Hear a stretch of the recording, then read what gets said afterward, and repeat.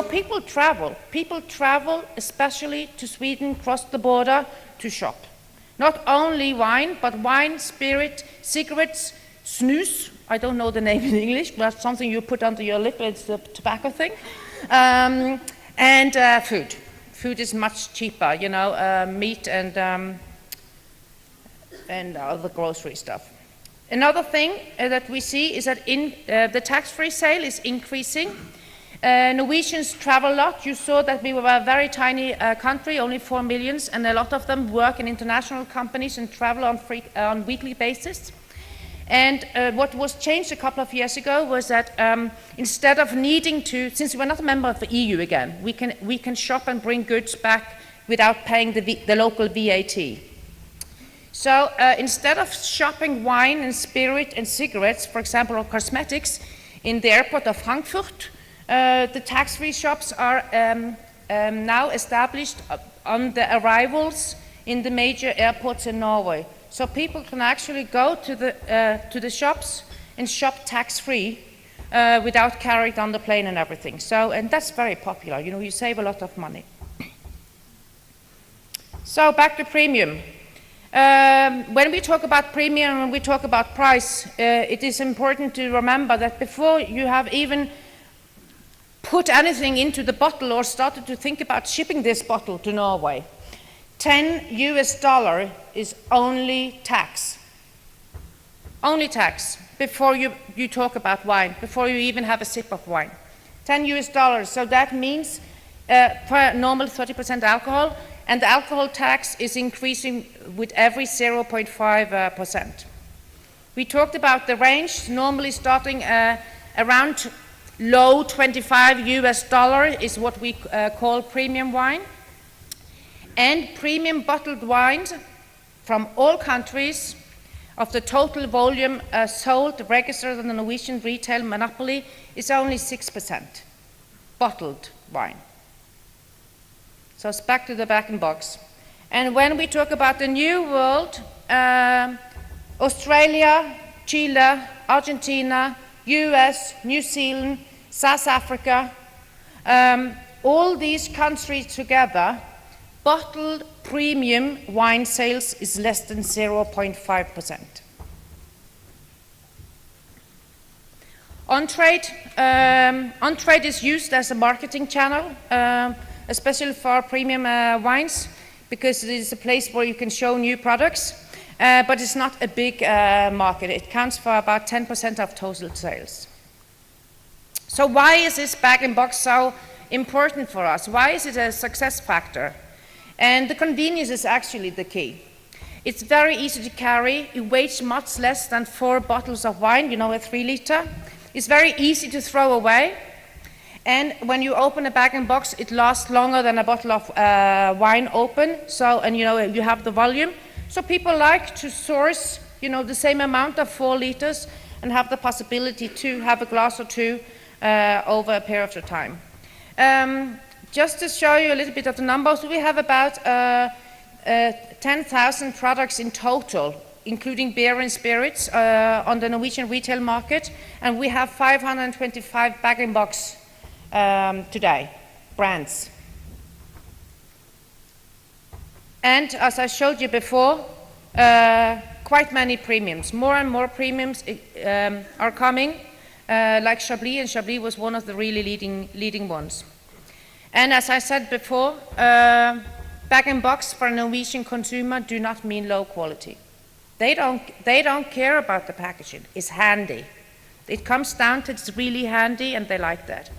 And Norwegian people are people that likes to go outside cities, go to cottages by the sea or by the mountain, and very many cottages do not have car access, so you have to walk.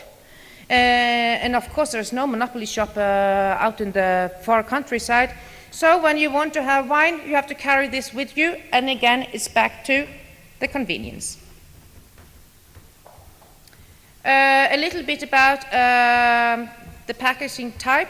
3 liter is the most popular packaging, and you see how it has increased from 5 million liters to 34.5 million liters. Premiums when premiums started to really come in bag-in-box, quite many producers and importers released 1.5 and 2 liters, a little bit due to the price. But we saw a slightly decrease in 2011 on these smaller bag-in-box. It's limited selection, so it was actually quite easy to be seen. But what the monopoly did in 2011 was that they changed the system of where to place the products. So the 1.5 and 2 liters used to be on the same shelf as the 3 liters. Now it is on a separate shelf. So when people are sourcing bag-in-box, they go to the main shelf where all the 3 liters are, and they do not see the 1.5 and 2 liters that's put on the side. Maybe that's a reason. And the monopoly system is only based on volume.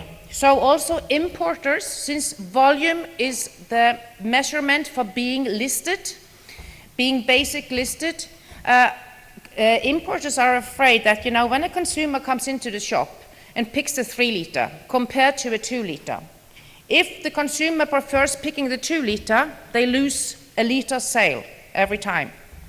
And that could be actually quite dramatic. That could actually, the move from a 3 liter to a 2 liter could result in the product, the brand, to lose listing. Also, we have loads of different taxes, and one of the taxes is packaging tax.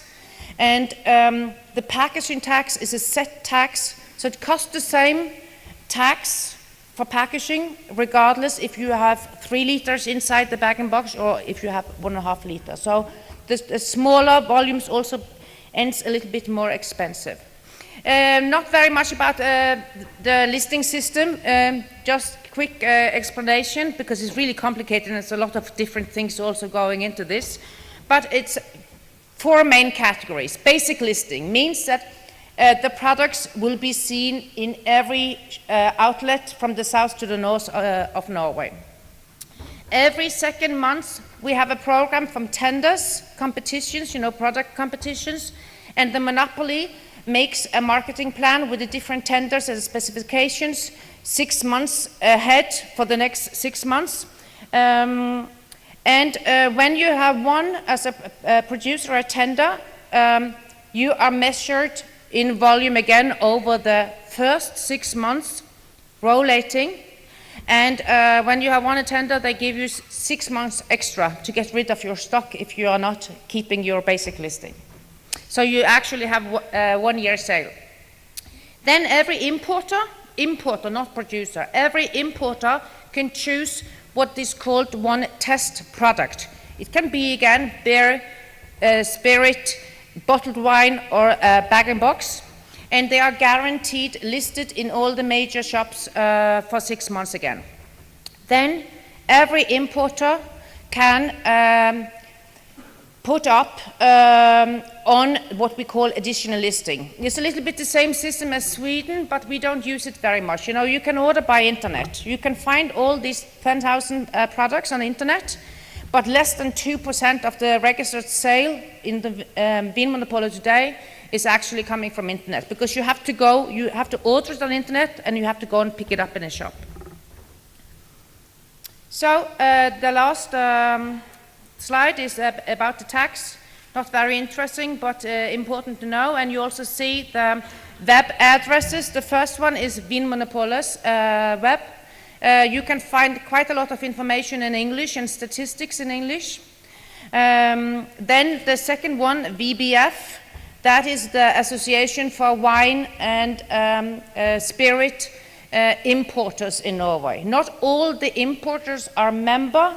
I would say probably 80 to 85% of all importers are members, and you can find the names and the address and the contact person to all the importers. And if you have any specific answers later on, you can talk to me later on, and I will try to help you. Okay? Thank you. Wines of Chile, the natural choice.